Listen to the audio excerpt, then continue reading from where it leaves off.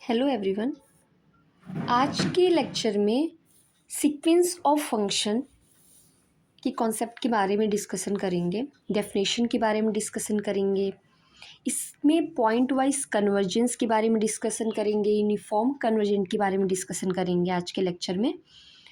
So first of all हम definition से start करते हैं कि सीक्वेंस ऑफ फंक्शन होता क्या है।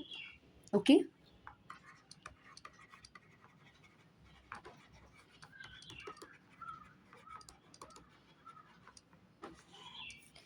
let D be a subset of R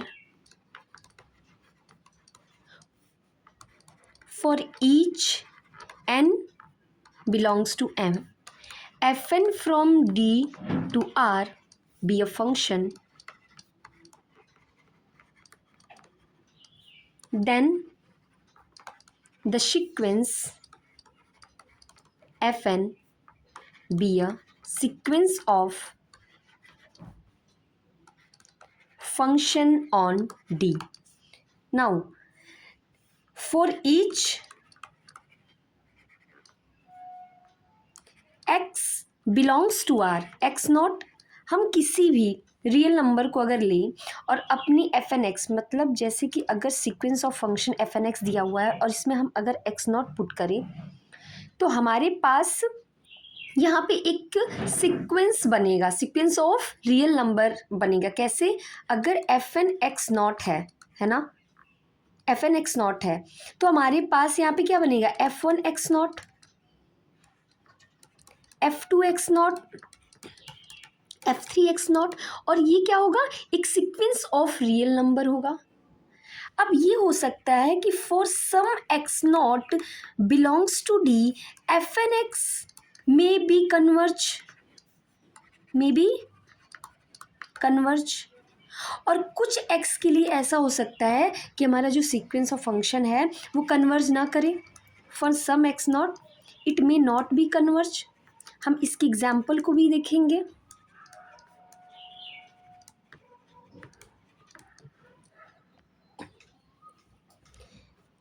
तो यहाँ पे हमारे पास इस तरीके से जो सीक्वेंस ऑफ फंक्शन होता है, किसी हमारे डोमेन के किसी एलिमेंट के लिए ऐसा हो सकता है कि वो कन्वर्जेंट हो, और किसी पॉइंट के लिए ऐसा हो सकता है कि हमारा सीक्वेंस ऑफ फंक्शन में नॉट भी कन्वर्जेंट हो जाए।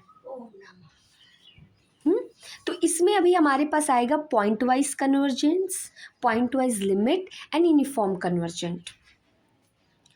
तो अगर मैं इसको एज एग्जाम्पल से समझाना चाहूँ तो F N x is equal to X की पावर एन लेते हैं ऑन -1 to 1 इंटरवल पे। जैसे कि मैंने कहा कि यहाँ पे किसी एक्स नॉट के लिए हो सकता है कि एफ एन एक्स नॉट में नॉट भी कन्वर्जेंट हो, तो यहाँ पे अगर मैं -1 रखती हूँ एक्स की जगह पे तो ये -1 की पावर एन बनता है, और ये एक क्या है, एक नॉन कन्वर्जेंट सीक्वेंस है। तो यहाँ से हम ये बोलेंगे कि कुछ एक्स के लिए ऐसा हो सकता है कि हमारा सीक्वेंस ऑफ फंक्शन कन्वर्जेंट ना हो और किसी के लिए भी हो। तो अब हम बात करेंगे पॉइंट वाइज कन्वर्जेंस की। किसकी? पॉइंट वाइज कन्वर्जेंस की,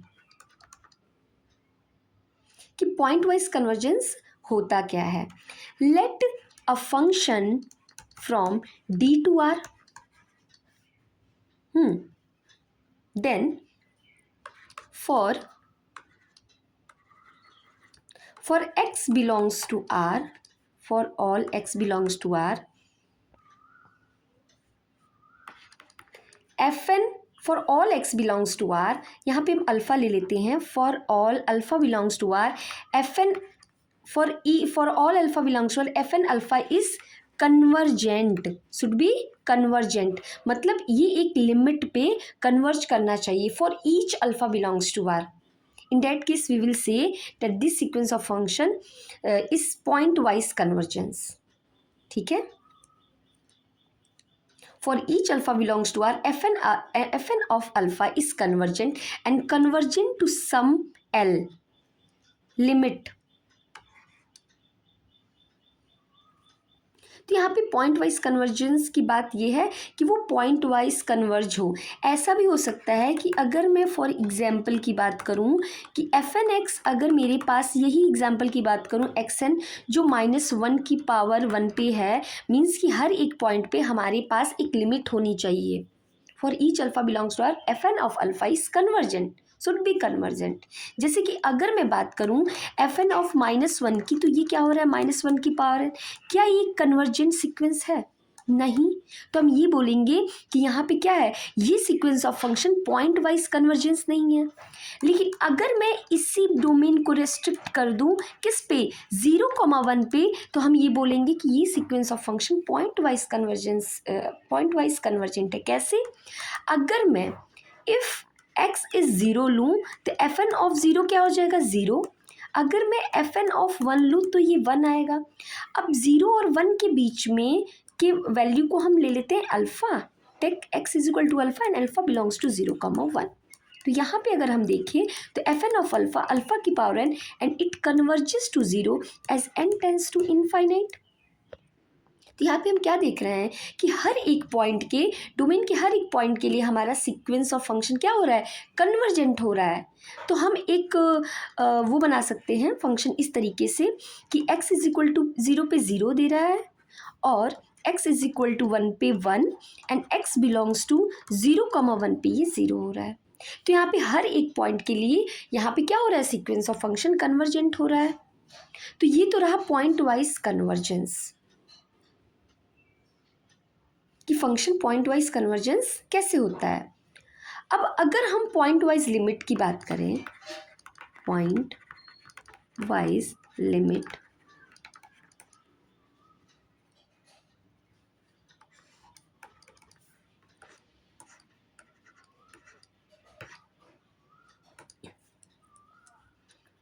तो यहाँ पे हम ये बोलेंगे let F N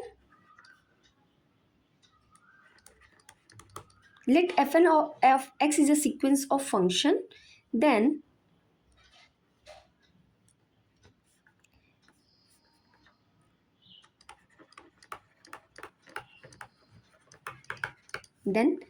if limit n tends to infinite fn of x is equal to fx, और इसको हम ले कर लेते हैं l, तो ये हमारा पॉइंट वाइज लिमिट हो जाएगा।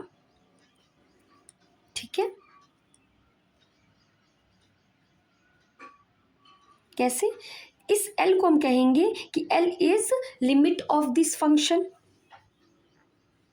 यहाँ पे x ले लेते हैं और x बिलोंग्स टू r, मतलब यहाँ पे हमारे पास क्या हो सकता है कि हर एक मतलब डोमेन के हर एक पॉइंट के लिए हमारे पास क्या आ रही है, लिमिट। यहाँ पे हम उसको लिमिट फंक्शन के कॉन्टिन्यूटी की बात नहीं कर रहे हैं, हम पॉइंट वाइज लिमिट की बात कर रहे हैं। ये एक सिंगल एलिमेंट जरूरी नहीं है कि होगा, यहाँ पे हमारे डोमेन के एलिमेंट के हिसाब से हमारी लिमिट वेरी करेगी। जैसे x की पावर n ऑन 0,1 था, तो यहाँ पे जो l होगा वो लिमिट, पॉइंट वाइज लिमिट होगा इस सीक्वेंस ऑफ फंक्शन का। तो अब आ जाते हैं हम यूनिफॉर्म कन्वर्जेंस पे। या एक काम करते हैं, हम एक और एक बहुत अच्छे एग्जाम्पल की बात कर लेते हैं जो पॉइंट वाइज लिमिट को बताता है। हमारे पास पॉइंट वाइज कन्वर्जेंस के बाद यूनिफॉर्म कन्वर्जेंस आता है, जिसमें हमारे पास कुछ तो बेसिक हमारे पास जो कॉन्सेप्ट से आते हैं, फ्रॉम डेफिनेशन हम अपनी क्वेश्चन को कर सकते हैं, और बहुत सारे थ्योरम्स हैं जिनसे हम यूनिफॉर्म कन्वर्जेंस चेक कर सकते हैं सीक्वेंस ऑफ फंक्शन का। तो एक बहुत ही अच्छी एग्जाम्पल की बात करें, बहुत स्टैंडर्ड एग्जाम्पल है 2n root factorial n pi x, और हम अपना डोमेन लेंगे x बिलोंग्स टू r। यहाँ पे हम पॉइंट वाइज कन्वर्जेंस की बात करेंगे। ठीक, तो एक काम करते हैं, हम x belongs to q and x belongs to q complement लेकर कर लेते हैं। तो अगर हम x बिलोंग्स टू q लेते हैं तब हमारे पास लिमिटिंग फंक्शन क्या आती है। यहाँ पे पॉइंट वाइज कन्वर्जेंस की बात कर रहे हैं। ठीक है, तो जब x बिलोंग्स टू q होगा, है ना, जैसे कि अगर हम लें F N of alpha is equal to cos 2n factorial n pi alpha, right, है ना। ठीक है, तो यहाँ पे जो अल्फ़ा होएगा ना, यहाँ पे अल्फ़ा क्यू से बिलोंग कर रहा है, तो क्यू मैं ऐसा कर सकती हूँ कि alpha is equal to P by Q, where P comma Q is comes from integers. Okay, तो यहाँ पे हम एक काम कर सकते हैं, नहीं, क्यू को हम लेते हैं z प्लस से। ठीक है, अब देखते हैं यहाँ पे क्या करना है हमें। यहाँ पे ये काम करना है कि जो हमारा n होएगा ना, जैसे कि n, यहाँ पे कंडीशन हमें डालनी है कि n इज़ ग्रेटर देन और इज इक्वल टू q, क्योंकि हमारे पास जब हम लिमिटिंग फंक्शन निकालते हैं तो हम ये कर सकते हैं। तो एफ एन ऑफ अल्फ़ा किस तरीके से हो जाएगा, ज़रा एक चीज़ गौर करना, यहाँ पे रूट n पाई और p बाई क्यू। अगर यहाँ पे n q से बड़ा हुआ तो इसमें जो वैल्यूज़ आएंगी यहाँ पे इंटीजर हो जाएंगी ना, मतलब ये वाली जो हमारी पूरा टर्म होगा डेट विल बी इंटीजर। अगर इसको हटा दे तो, बस इसकी बात करें तो, है ना, यहाँ पे क्या हो जाएगा, यहाँ पे इंटीजर हो जाएगा।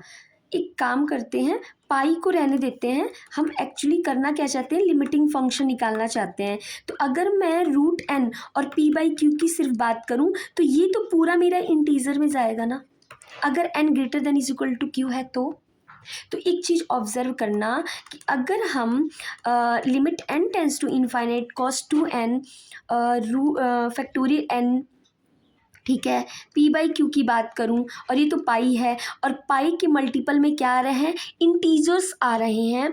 और एक चीज़ और गौर करने की बात ये है कि यहाँ पे कॉस n तो है as N tends to infinite, but square है। स्क्वेयर है मतलब अगर हमारे पास यहाँ पे इंटीजर है, मुझे पता है कि यहाँ पे अगर कॉस, इसको पूरी कोई काम करते हैं m ले लेते हैं तो और आसान होगा। ठीक है, अब एक चीज़ गौर करना, यहाँ पे क्या करना आप लोग, यहाँ पे क्या है कि कॉस एम पाई है और यहाँ पे है n है, ये क्या है n है।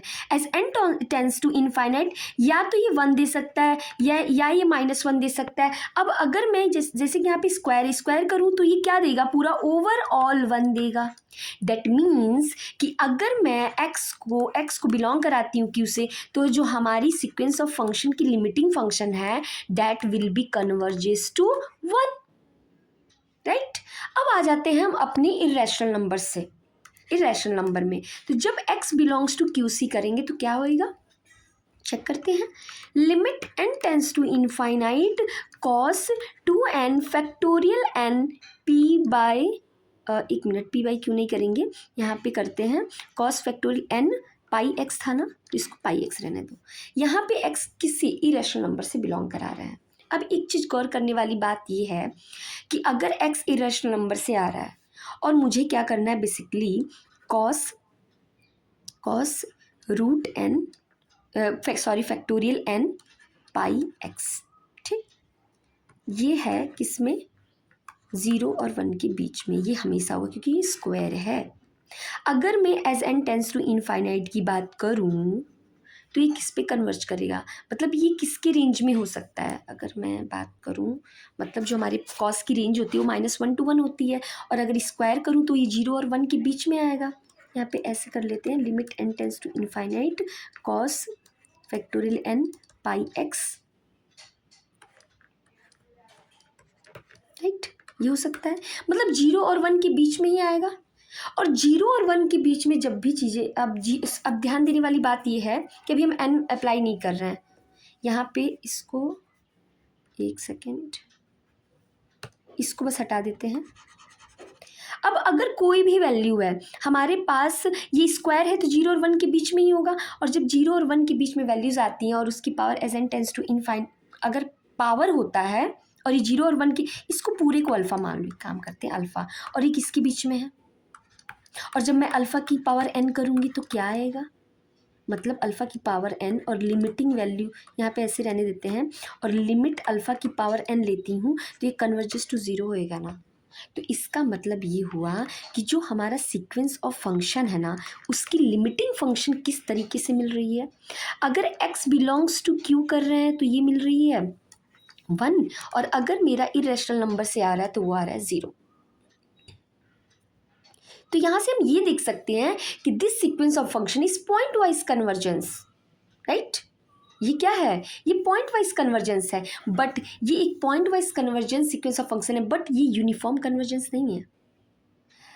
अगर मैं एक थ्योरम मैं नेक्स्ट लेक्चर में डिस्कस करूंगी, अगर मैं थ्योरम अप्लाई करूं इस पे, इस सीक्वेंस ऑफ फंक्शन पे, तो वो थ्योरम ये कहता है कि अगर ईच सीक्वेंस, अगर हमारे पास जैसे ये एफ एन एक्स फंक्शन दिया हुआ है ना, गिवन है, एफ एन एक्स गिवन है, if each function is continuous, if each function is continuous and limiting function is non continuous, ये कॉन्ट्रापोजिटिव होता है, if each function is continuous और limiting function is not continuous, तो हम वहाँ से ये बोलेंगे, अगर ये क्या हो जाए, नॉट कंटिन्यूअस हो जाए, देन हम वहाँ से ये बोलेंगी कि जो एफ एन एक्स है ना, वो यूनिफॉर्मली कन्वर्जेंट नहीं है एफ एक्स पे, ऑन डी पे। तो उस थ्योरम से हम ये बोल देंगे कि यहाँ पे ईच फंक्शन इज कॉन्टिन्यूअस, जैसे कि अगर मैं f N x cos factorial n pi x की बात करूँ और ये था 2 की पावर एन, ये each function is continuous, continuity में कोई प्रॉब्लम नहीं है, but limiting function is not continuous, so हम वहाँ से ये इंप्लाई करेंगे कि f N x is not uniformly convergent.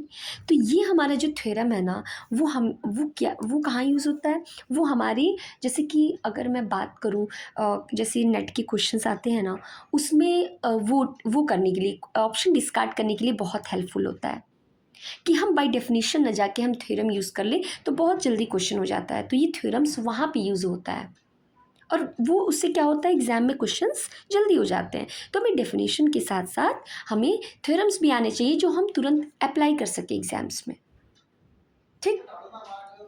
तो यहाँ पे तो ये रहा कि इस sequence of function point wise convergence है, बट यूनिफॉर्म कन्वर्जेंस नहीं है। अभी हम यूनिफॉर्म कन्वर्जेंस की डेफिनेशन पे भी बात करेंगे।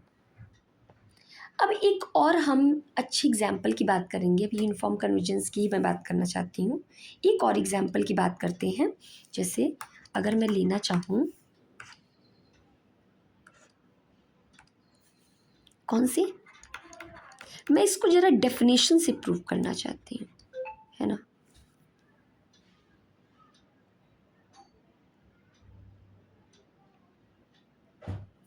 इसको मैं डेफिनेशन से प्रूव करना चाहती हूँ, कैसे, अगर मैं 0,1 पे बात करूँ, तो अगर मैं इसकी लिमिटिंग फंक्शन की बात करूँ ना, तो ये हमारा हो जाएगा x इज इक्वल टू 0, इसको ले लेते हैं x बिलोंग्स टू 0,1, ठीक है, ये 0 आएगा और x इज इक्वल टू 1 पे 1 आएगा। अगर हमारे पास x is equal to alpha होता है तो, और अल्फ़ा कहाँ से बिलोंग कर रहा है, 0,1 से, किसमें, 0,1 से बिलोंग कर रहा है, तो कैसे वर्क करेगा ज़रा देखते हैं, ठीक है। तो चेक करते हैं, जैसे कि अगर एफ एन एक्स, इसको हम ना उससे करेंगे, डेफिनेशन से करेंगे प्रूफ, पॉइंट वाइज कन्वर्जेंस को डेफिनेशन से प्रूफ करेंगे, है ना।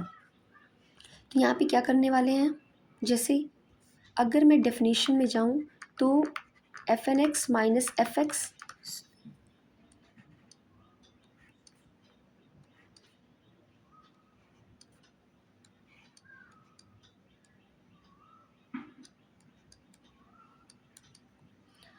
डेफिनेशन में अगर मैं जाऊं तो डेफिनेशन से इसको प्रूव कर सकते हैं, लेकिन इसके पहले मैं सोच रही हूँ कि आपको यूनिफॉर्म कन्वर्जेंस की डेफिनेशन बता दूँ, फिर ये क्वेश्चन लेकर आएंगे, ठीक है, then that will be better.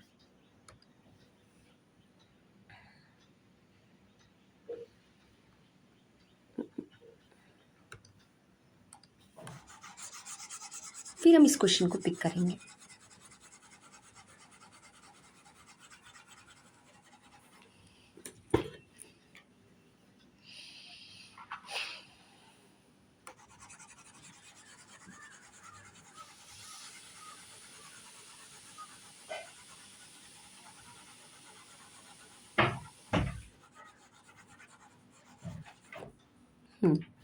तो अब हम डेफिनेशन पे आते हैं, यूनिफॉर्म कन्वर्जेंस, विड इसकी बढ़ा लेते हैं,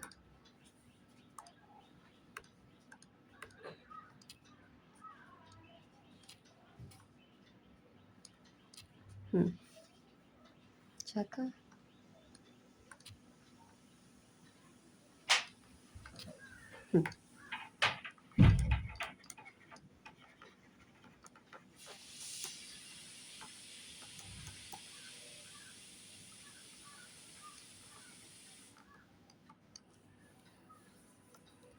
लेट, तो हम यूनिफॉर्म कन्वर्जेंस की डेफिनेशन की बात करेंगे.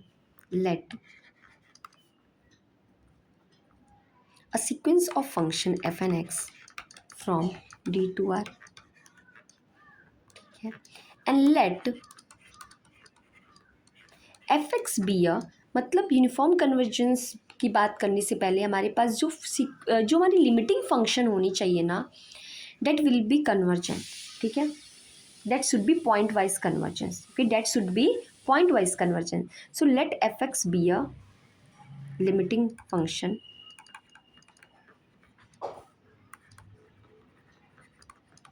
या हम कह सकते हैं point wise limit. Point wise let मतलब ये sequence of function point wise convergence होना चाहिए. F x is limiting function, right. Then for all epsilon is greater than 0,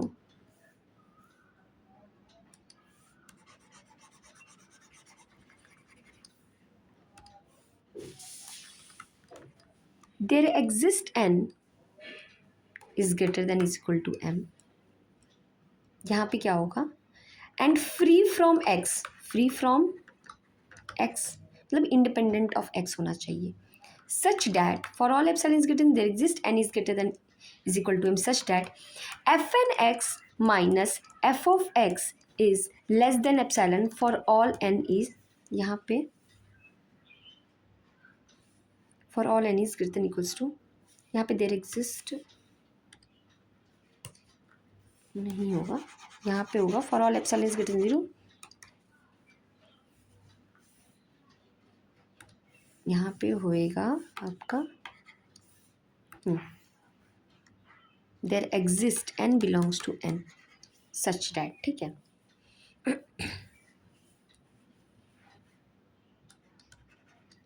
there exist m. ठीक है, तो यहाँ पे क्या हो जाएगा, such that mod of f N x minus F x would be less than epsilon और ये फ्री फ्रॉम एक्स होगा. तो ये डेफिनेशन होती है किसकी, पॉइंट वाइज कन्वर्जेंस की. तो पॉइंट वाइज कन्वर्जेंस होने के लिए सबसे पहले हमारे पास जो लिमिटिंग फंक्शन है ना, उसको क्या होना पड़ेगा, पॉइंट वाइज कन्वर्जेंट होना पड़ेगा. देन हम आगे ये प्रोसीड करेंगे.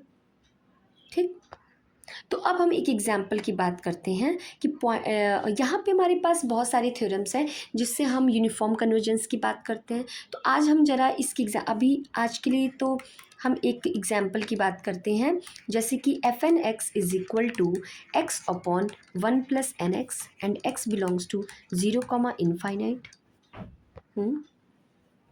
तो इसको हम बाय द डेफिनेशन वो करेंगे, इसको करेंगे.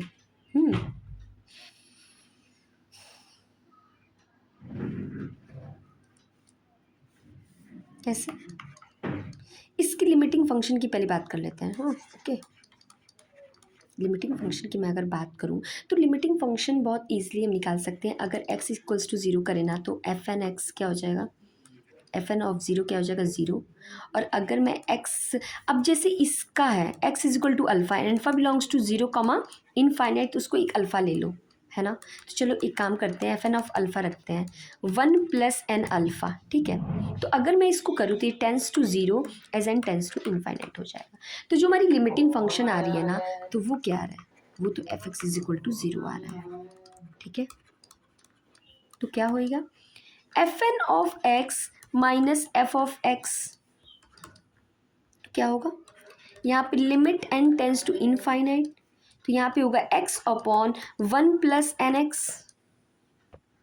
ये हम यूनिफॉर्म कन्वर्जेंस चेक कर रहे हैं.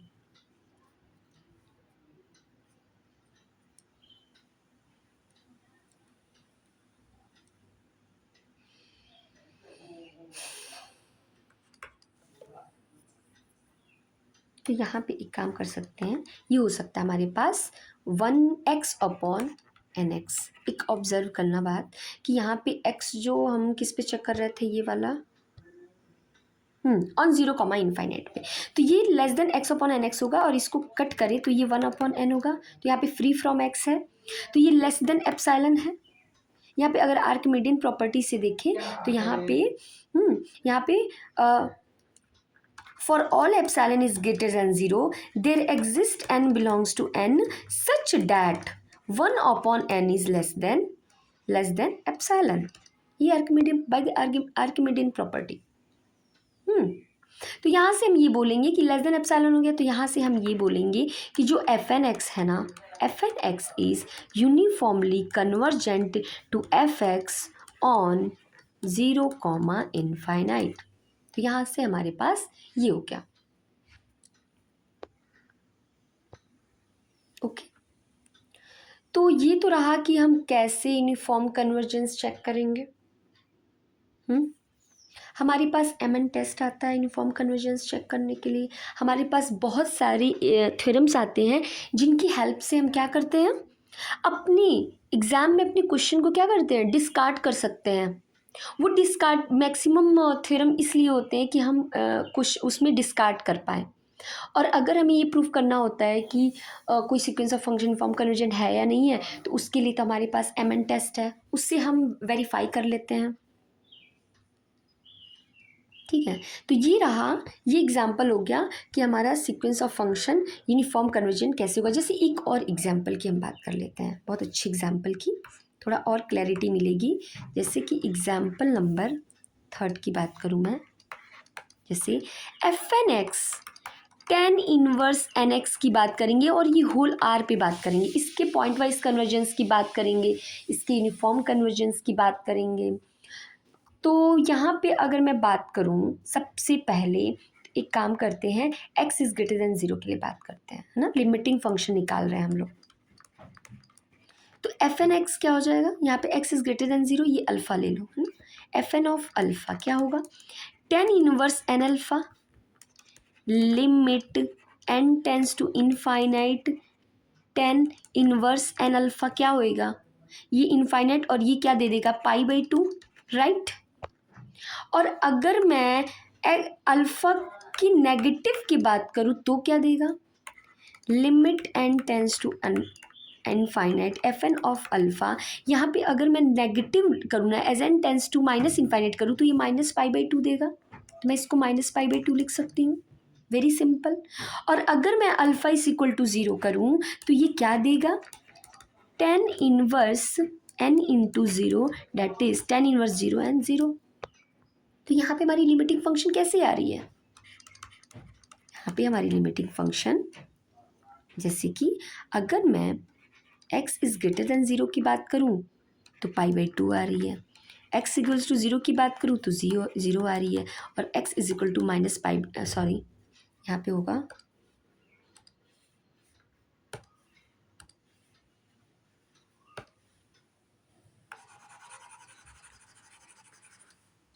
यहाँ पे अगर मैं बात करूँ x इज़ लेस देन 0 की, तो यहाँ पे -π/2 होगा। तो यहाँ पे आप देख सकते हैं कि हमारे डोमेन के किसी भी पॉइंट के लिए हमारे पास लिमिट मिल रही है। तो हम ये बोलेंगे, यहाँ से ये इम्प्लाई करेंगे कि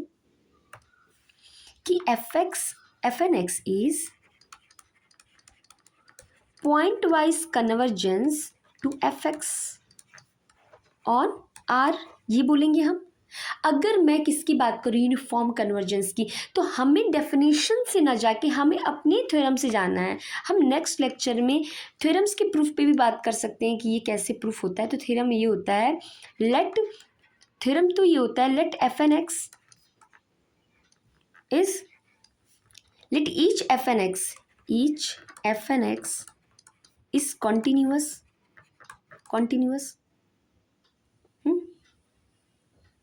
देन इफ, अगर मैं कहूँ यहाँ पे then if f N x is uniformly convergent to f x on D, तो हम यहाँ से ये इम्प्लाई करते हैं कि एफ एक्स को क्या होना पड़ेगा, कॉन्टिन्यूअस, या फिर एफ एक्स को क्या होना पड़ेगा, ये थ्योरम होता है ना, कि अगर ईच फंक्शन कॉन्टिन्यूअस है और then if f N x uniform convergent हुआ, तो एफ एक्स को क्या होना पड़ेगा, लिमिटिंग फंक्शन को क्या होना पड़ेगा, इसको क्या होना पड़ेगा, कॉन्टिन्यूअस होना पड़ेगा, ठीक, एफ एक्स इज कॉन्टिन्यूअस। अब इसी की कॉन्ट्रापॉजिटिव की बात करें तो हम कॉन्ट्रापॉजिटिव ये यूज करते हैं कि if each function is continuous, if each function is continuous and limiting function, that is fx, is not continuous, that implies fnx is not uniformly converges to fx.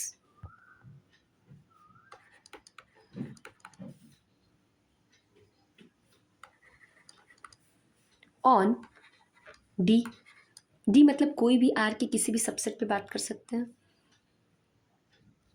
If each function is continuous and f x is not continuous तो imply करेंगे कि f N x is not uniformly convergent on D. तो यहाँ से हो जाएगा ये, तो ये हम तो यहाँ से क्या बोल देंगे कि अगर कोई